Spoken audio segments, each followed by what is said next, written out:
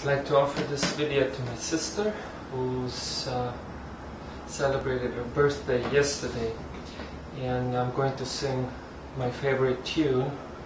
I like it because it's very serious, it's very grave, deeply emotional, and above all it is spiritual. Now before I do that, I'd just like to say a few words of introduction. In the process of acquiring knowledge,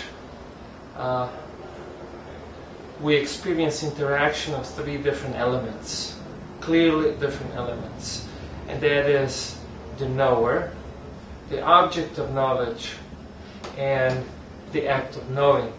For example, I'm looking at this harmonium. This instrument is called harmonium. This instrument is called harmonium. And when I'm looking at it, I am the knower. I'm the one who's acquiring knowledge about it. And the harmonium is the object of knowledge. So the knower and the object of knowledge are two different units. Obviously, there is me, and then there's harmonium, which is the object of my knowing. And my experience of it, hearing its sound, touching its texture, seeing its color and shape, is the act of knowing. So me, the knower, the harmonium, the object of knowledge, and the experience of it is the act of knowing. So when we talk about our own bodies, like for example I say my arm, this is my arm right here, that means I'm different from the arm. The arm is the object of knowledge, and I am the knower, and the experience of it is the act of knowledge, or the act of knowing. So same thing with my head. I say my head. I will also say my mind. Some people say my mind went crazy. That means I did not go crazy. It is my mind who went crazy. In other words, I'm clearly distinct from my mind. So what we're seeing here, we're experiencing three different entities. Me, the mind, and the act of knowing. Which should tell us that I'm not my arm, I'm not my nose, I'm not my head. These things belong to me. I'm not my mind. My mind is something that I have, that I use. Same thing with my intelligence. I observe the actions of my intellect. As a matter of fact, I can critically think about my own intellect. So then the question is, what the heck am I? Who am I? Who is I? Who is the observer? In other words, who observes? Who is the knower? The Vedas teach us that that is the Atman, or the spirit soul. And intuitively we can all perceive the self as a spiritual living entity, because no amount of material acquisition yields happiness to the self.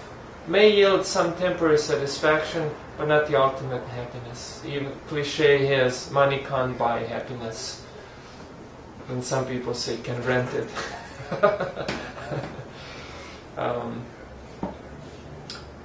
So the self being spiritual, it yearns for spiritual activities, for deep spiritual experiences.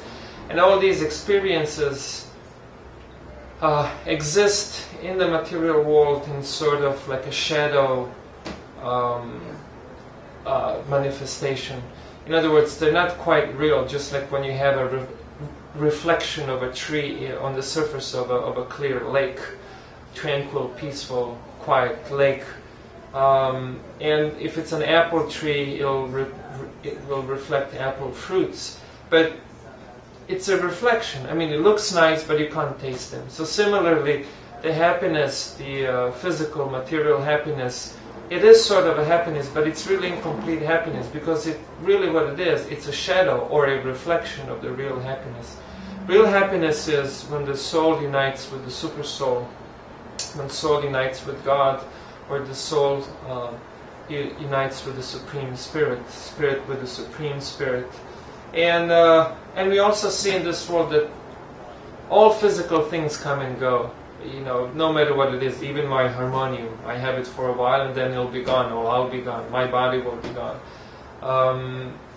Our family members, our friends, our lovers, spouse, anything, anyone, everything comes and goes. So we should really ask ourselves, is that really, what's the substance of these things? Is the core, the essence, the substance of these things, is it how real it is? How real it is, if it's so fleeting and so temporary? To me, it is quite clear that though I have family members like my sister, she's celebrating her birthday, probably got drunk and has a headache. Hope she did. Not too conducive for one's spiritual development. But I have family members, but really these family members are just temporary family members. My real family members are all souls. God is our common Father, and all souls are my family. All souls, all living entities are part of my family, or rather I'm part of their family.